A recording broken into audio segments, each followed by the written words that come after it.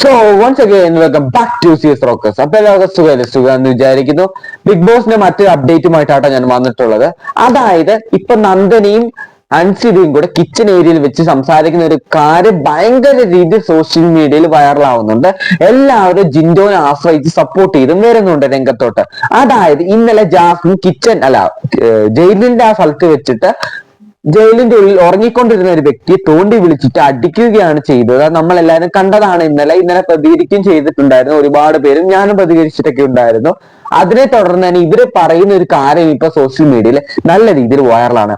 അങ്ങനെ ഇവർ എന്താ പറഞ്ഞതെന്ന് വെച്ച് കഴിഞ്ഞാൽ, നന്ദന പറയുന്നുണ്ട് ഇന്നലെ ജാസ്മിന ചെയ്ത തെറ്റല്ലേ രീതിയിൽ ഇങ്ങനെ സംസാരിച്ചുകൊണ്ടിരിക്കുമ്പോൾ അൻസിബ ഒരു കാര്യം പറയുന്നുണ്ട്. ആ കാര്യം നമുക്ക് എങ്ങനെ പുകഴ്ത്താൻ പറ്റുമെന്ന് വെച്ചാൽ അത്ര രീതിയിൽ പുകഴ്ത്താം എന്ന രീതിയിൽ ഒരു കാര്യമാണ് പറഞ്ഞത്. ഒരുപാട് പേര് നേരിടുന്ന ഒരു പ്രശ്നം കൂടിയാണ് അൻസിബ പറഞ്ഞത്.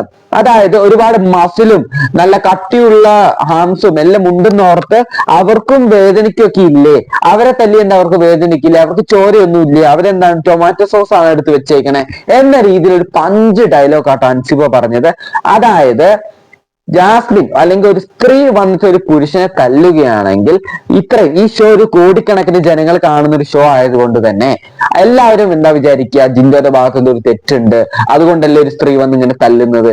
ഒരു പുതിയതായിട്ട് ഈ കാര്യം കാണുന്ന ഒരു വ്യക്തി അങ്ങനെയല്ലേ ചിന്തിക്കൂ. ഇത് ഒരു അഭിമാനത്തിന് കോട്ടം തട്ടുന്ന രീതിയിലുള്ള ഒരു കാര്യമല്ലേ ജാസ്മിൻ ചെയ്തത്.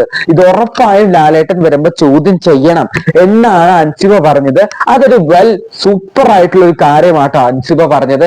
ഏത് സത്യമല്ലേ, ഒരാള് വന്നിട്ട് ആവശ്യമില്ലാണ്ട് ഉറങ്ങിക്കിടന്ന ഒരാളെ എണീറ്റ് മാറിക്കിടക്കാൻ പറഞ്ഞെങ്കിൽ കുഴപ്പമില്ല. ഇത് മാറിക്കിടക്കണോ എന്ന് പറഞ്ഞ് അടിച്ചത് വളരെ മോശമായിട്ടുള്ള ഒരു കാര്യമല്ലേ.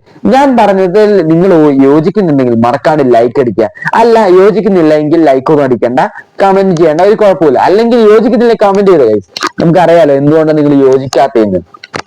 അൻസിബ ഫാൻസ് ഉണ്ടെങ്കിൽ മറക്കാണ്ട് ലൈക്ക് അടിക്കാട്ടോ.